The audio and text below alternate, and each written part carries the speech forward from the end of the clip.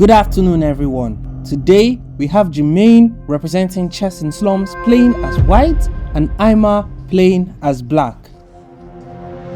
Chess is the mind sport.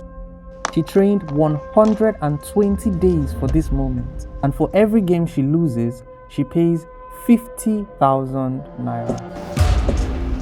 It's over. It's over.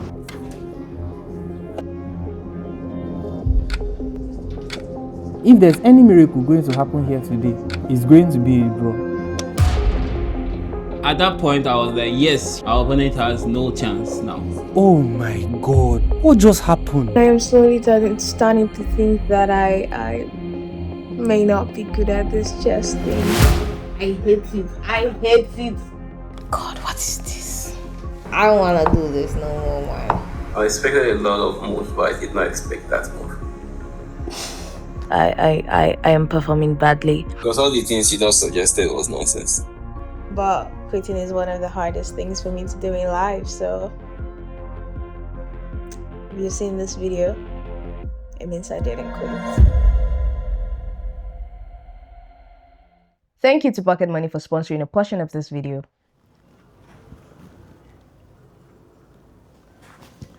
One of the worst things that could happen to anybody at this stage just happened to me.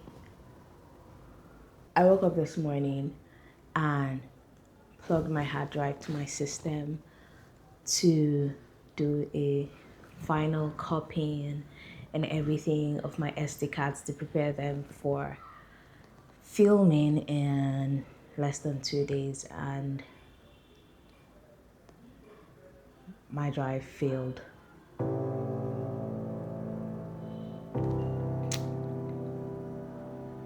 I had spent 4 months training and filming this episode with the goal of going head-to-head against some young prodigies in the end, and all of the resulting footage, the interviews, the whole journey, and everything I needed to tell the story was on that one drive.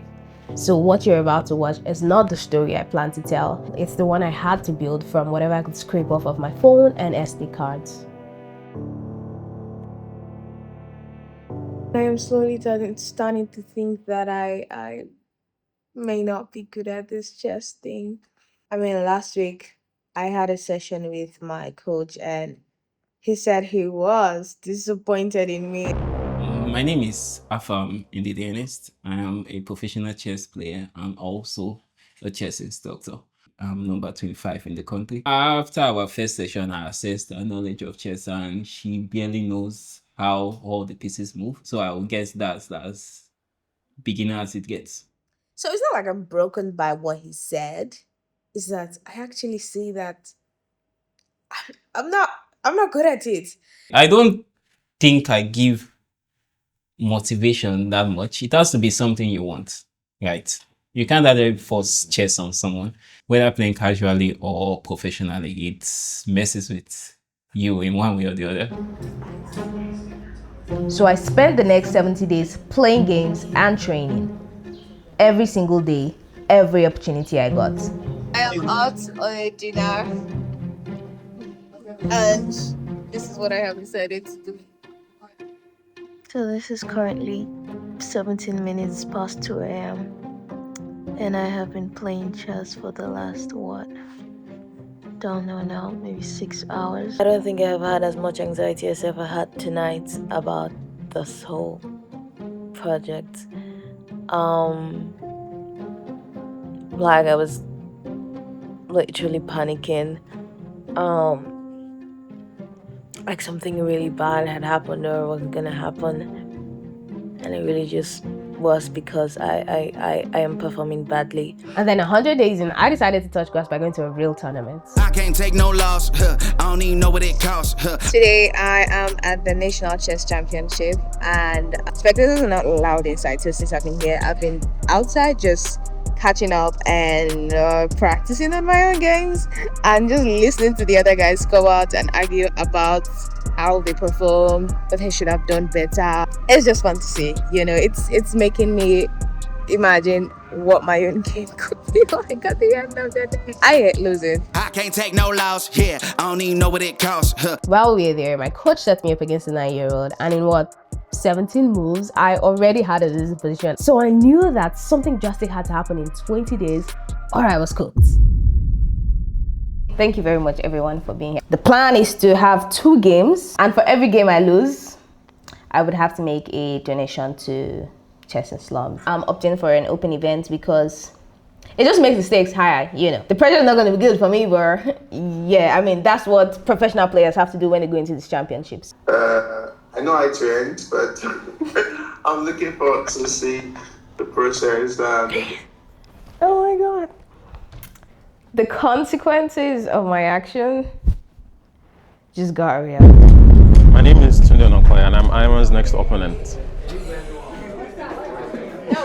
Are you ready for me? Nigeria's own Tunde Onakoya has done it again. The Nigerian man has been playing chess in Times Square. Yeah, he hopes to break a world record and raise money to help lift children out of poverty. Tunde Onakoya holds the Guinness World Record for the longest chess game ever played, 60 hours non-stop in Times Square. He's also the founder of Chess in Slums Africa, an organization that trains children from underserved communities using chess as a path to education and a way out. Now, my opponents in the final match are kids who trained under that program. When you take a bunch of kids that are actually seem to be underprivileged and don't have much, and you empower them with chess and give them a way out of the slum, it becomes like almost like a way of life for them. So that is what I feel makes them dangerous. After that meeting, I honestly didn't know what my chances were, but I knew that losing a game in 10 moves or less was the worst thing that could happen. So I locked in on 2 things, 1 opening for white and 1 for black. The game of chess is divided into 3 phases. Basically, the opening game, the middle game, and the end game. In the opening, you want to bring out your pieces, develop them, put them in a good position to fight the war. And I play those lines over and over every day until they stuck. I wanted to give myself a real world competition experience, so I decided to attend another tournament to watch the pros. And when I sat down to play a friendly game, I realized I could barely identify the pieces in front of me. So there's the difference between 3D and actual board. Yes, our first classes started over the board, but we moved online because of distance. So to fix that, I spent the next couple of days playing games online and then replicating the moves on a physical board and picking my move before making them on the computer. I think that one of the most daring things I could have done for this episode is making it a live event. It's been so difficult having to look for money, plan an event, train all under 3 weeks. Now that your queen come here, what's the drawback? Your queen and your knight are now for people. So why did you do the work? I mean, first of all, I was trying to be faster. Listen to me. Yeah. You cannot play speed for accuracy. If you try it, yes, you play fast and you still lose. You are sentimental towards your queen. Because all the things you just suggested was nonsense.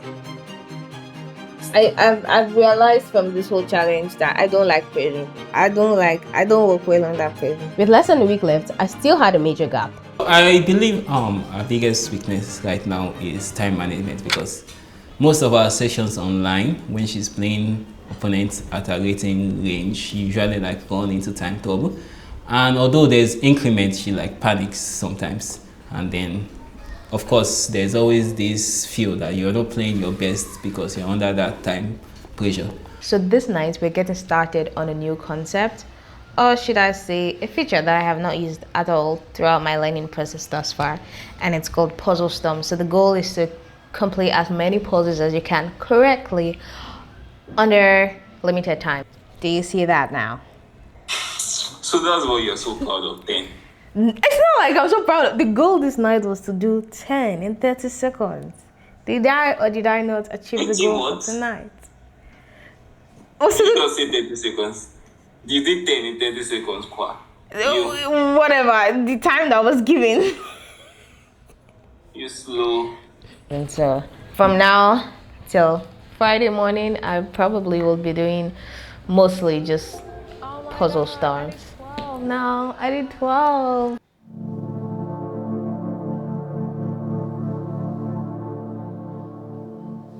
Having lost all my files less than 2 days to the match, I definitely did not do any more puzzle stumps.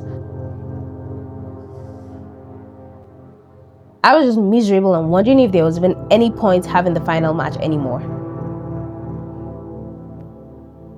But few hours to the match day, I got an email. I just got the names of my opponents. Now, I think I did ask for this on our first call. That was 3 weeks ago. But I believe that it was very intentional that I did not get their names up until now. But of course, the very competitive side of me is still going to take this as information that is relevant to the cause. So I looked both players up and found almost no information about them online. No profiles, no recorded games. But one thing I did find out was that both of them were a part of the team that had beat 99 other schools to win the recent National Chess Masters Championship. However, they had stopped schooling due to a displacement going on in their community. So when we found out, we decided to turn the match into something bigger. The plan was that every game I played, whether I won or lost, would mean something for these kids. My 50,000 naira penalty would go directly into sending these kids back to school, and we'd open it up so that anyone who watched the live match or this episode could add to it. But the challenge was putting all of that together in such a short time. And that's where PocketMoni came in. We needed a way to pull all of the donations in a way that everyone could keep track of, and PocketMoni's Money Tribe feature solved that problem. From one app, I was able to handle all of the payments for the event, set up the group contribution fund, and schedule it to go live once the match started, so that anyone in the room or watching from home could donate directly and in real time. And this is where you come in. The Money Tribe is still open, and you can scan the QR code on your screen or use the link in the description box to join us in sponsoring these kids back to school, because that would be the real success of this challenge. Good afternoon, everyone. Welcome to a special exhibition match. Today, we have an exciting clash between chess in Slums Africa and the roll call. Everywhere I go, the people really want to know who I is and who I be. They stop and stare when they see me. If I said it once, no need to repeat. Run up on me, watch you fall to your knees. Tip my hat when it's time for the kill. Ain't no beast when you're really real. I am the boss, I am the Don, I am the one they call Lucky John. The game begins. Alright, so the game has started. Jermaine is white and Aima is black. My strategy was to play as fast as I could in the opening, because I had rehearsed my opening lines well to save me some time in the middle game where I had to think critically before each move.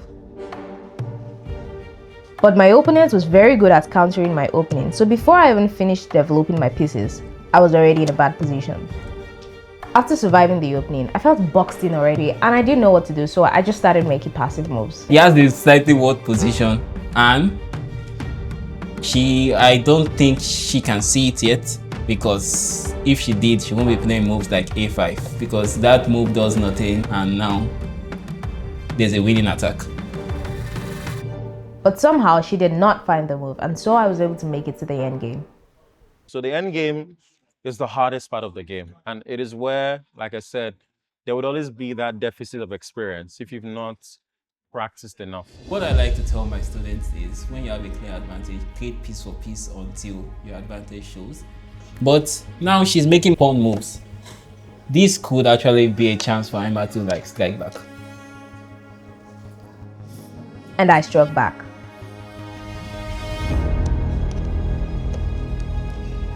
In the most random stroke of fortune, I somehow found a way to turn a game that everyone had concluded I had lost. And move by move, I made progress slowly until I did something I hadn't done throughout the game.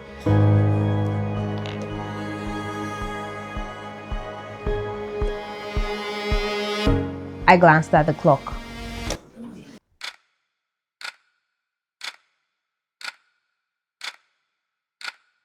And then I panicked. At that point, I was like, yes, she has queen. Our opponent has no chance now. Just do a queen and king mate, which is something that I thought she could do in her sleep.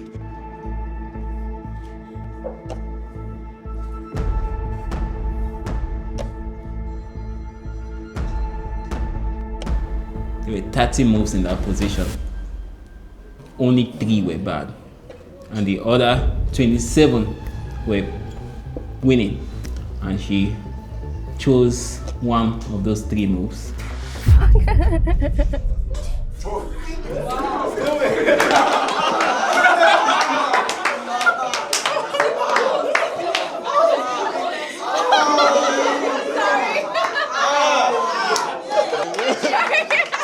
Was an emotional roller coaster. All of us at the back. I couldn't believe I still mated a game I had almost won.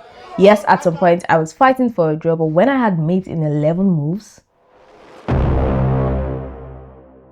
My second opponent is Jonas, an 80-year-old chess player who is coming with a 2-year experience to face someone who has only done this for 120 days. But the best part of this round is knowing that Jonas is an aggressive player and I am more of a positional player, so my best shot at winning any game was the one I just blew. A positional player is someone that values long-term strategy, right? They don't also rush into the game with an attack trying to checkmate the opponent's king. They just like try to get their pieces in better place and gradually improve on their position. While a tactical player is the opposite. They value active pieces over positional play, meaning they just want to kill you. In round 2, we will be having Jonas, one of the strongest junior players we have here. Jonas is a player who plays like a machine, very aggressive, very precise.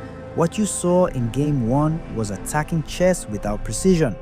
Jonas brings the tactical chess. I believe that I can win to this game. Trust them.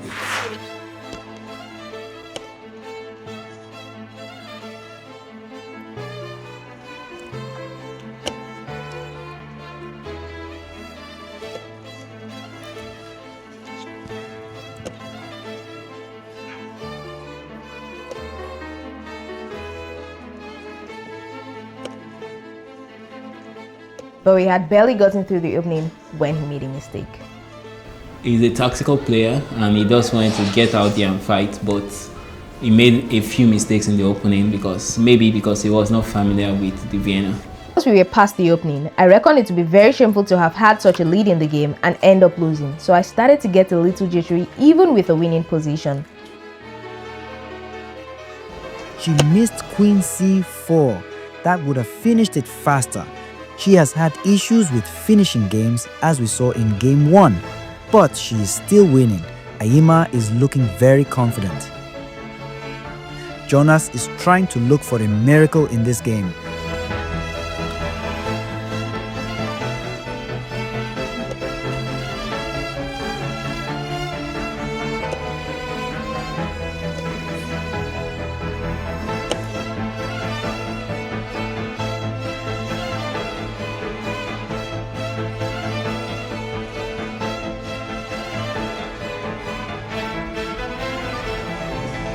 As expected, checkmate.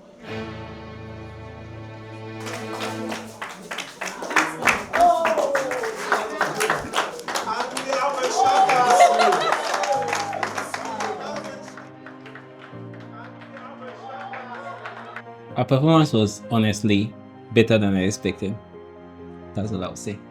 Down to skill level, I can say this is probably the most impressive I've ever seen in my entire life in 4 months. And I'm not just exaggerating, that is true. So I want to say well done. This is very, very impressive. And I really hope you never stop playing. And yes, it is possible to do great things from a small place. I came into this challenge thinking that the goal was to win. And I did win 1 game anyway, but the most important thing I learned was how far I am willing to go to get what I want, and how resilient I could be when literal nightmares happen.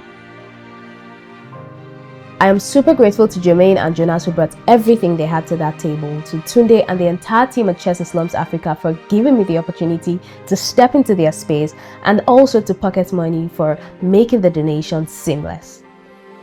If you would like to support Jermaine, Jonas and the other kids from Chess in Slums Africa, the link to the Money Tribe is in the description and you can donate in a few clicks, and you can be assured that whatever you put in goes directly to sending these children back to school. Thank you for watching and I'll see you in the next episode.